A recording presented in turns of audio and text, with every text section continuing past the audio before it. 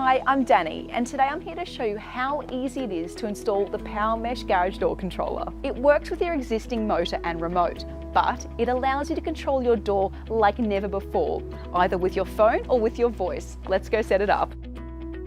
So here we have the Powermesh Garage Door Controller, the door sensor and battery, and the quick connector, which is already pre-wired to the power plug pack. There's also installation instructions, so please make sure you follow the important safety notes. Insert the door sensor battery. Simply unscrew the back cover, insert the battery, and put the cover back on. So let's head to the garage and get it installed. Before mounting the sensor, make sure the garage door is completely open. Depending on the type of garage door you have, will determine where to mount the door sensor. First, peel off the adhesive backing, and if you have a roller door, stick the sensor on one of the spokes. Mount it on the opposite side to where the motor is. If you have a sectional door, stick the sensor onto the included mount, then push onto the door shaft on either end. Finally, if you have a tilt door, stick it to the inside bottom of the door. If you ever need to change the battery, you can simply pull it off and push it back on. We need to connect the wire to the motor. Refer to your motor's manual to locate the push button switch terminals, or if you're unsure, contact the manufacturer. Finally, if you have a second door, you can wire its motor to M2. However, you'll need another sensor, which is available separately. So let's get this connected. If you have a single power point for your motor, you'll need a double adapter.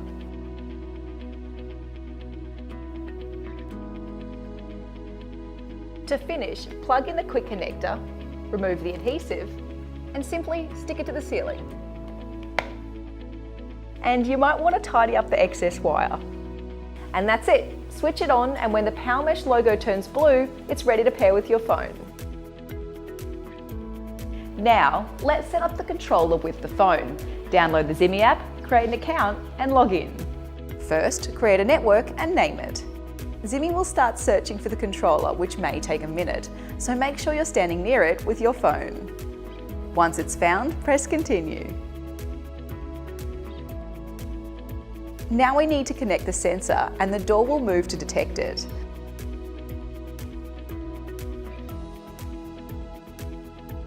Once it's found, confirm if the door is open or closed. Zimmy will train your door, so make sure the door is clear and click Start. The door will open and close multiple times, so keep your phone nearby during the process.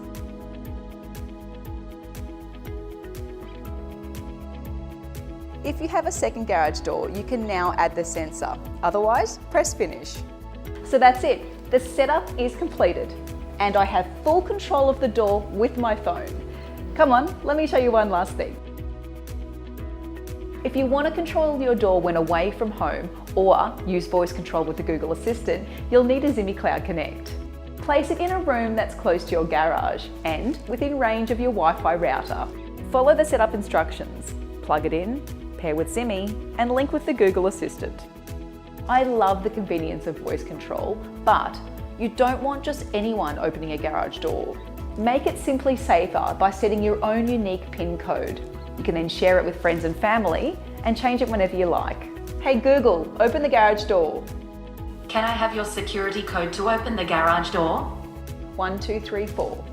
Sure, opening the garage door. Well, that was so simple to set up, but if you need a little help to control your door like never before, contact the team at Steelline today.